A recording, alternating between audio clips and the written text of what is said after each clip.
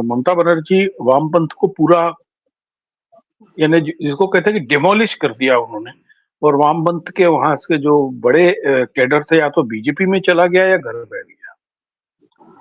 Bharatiya Janata party का यदि हम इतिहास से देखना शुरू करें, श्यामा प्रसाद मुखर्जी आजादी के पहले से हिंदू महासभा को वहां खड़ा कर रहे थे, वहां एक बड़ा नाम हुआ करता था।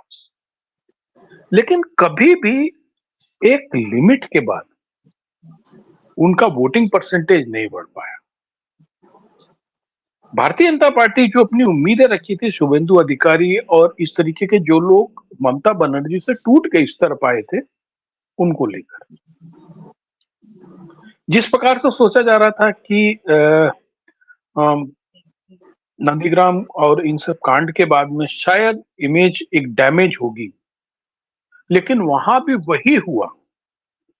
जितने इस तरीके के बयान आए सीए को लेकर, रिजर्वेशंस को लेकर, उससे जो माइनॉरिटी वोट है वो एक मुश्त एक जगह पड़ेगा। जैसे यूपी में पहले होता था कांग्रेस, बीएसपी, समाजवादी पार्टी, तीन में बंटता था एक मुश्त। इसी प्रकार से इस बार आप देखिए बंगाल में जो रीजनल पार्टीज थी, वो एक दो जो मुस्लिम कैंडिडेट्स खड़ा करती थी, वो कहीं नहीं है ही नहीं, साफ है। और सबसे बड़ी चीज जो मुझे शक है कि कांग्रेस ने बंगाल में इस बार डमी इलेक्शन लड़ा है। कांग्रेस का तो मुझको लगता है कि उसका ये एटीट्यूड और था कि अधीर रंजन चौधरी भी हार जाए तो कोई बात नहीं। तो ये जो वोट बैंक वामपंथी दलों का और कांग्रेस का इस तरीके का जो वोट, जाहिर है कांग्रेस का वोट बैंक भी वहां पे माइनॉरिटी बहुत बड़ी संख्या में था, आज से नहीं पहले से ही। तृणमूल कांग्रेस का वोट बैंक कौन था? कांग्रेस ही तो है। और जो काम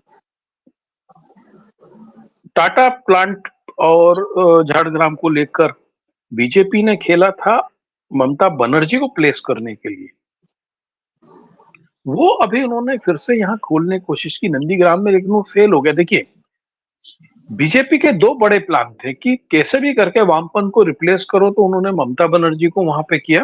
वो दिल्ली में शीला दीक्षित को रिप्लेस करने के लिए केजरीवाल को किया, पर इन्होंने सोचा कि दे मे बी द पपेट। लेकिन दोनों जगह अब कोई स्थिति नहीं रहेगी। भाई बंगाल में भारतीय जनता पार्टी को मजबूत करने के लिए गांव में लाने वाली तो ममता बनर्जी थी। यदि ममता बनर्जी अटल जी की सरकार में मंत्री नहीं बनती है और वहां पर उन्होंने जॉइंट कोलैबोरेशन से इलेक्शन नहीं लड़ना शुरू किया, तो लोकल लेवल पर उनका टीम ही नहीं बन पाती। और कौन लोग बीजेपी में गए? वो कहावत है ना, दुश्मन का दुश्मन अपना दोस्त, राजनीति में चलता है।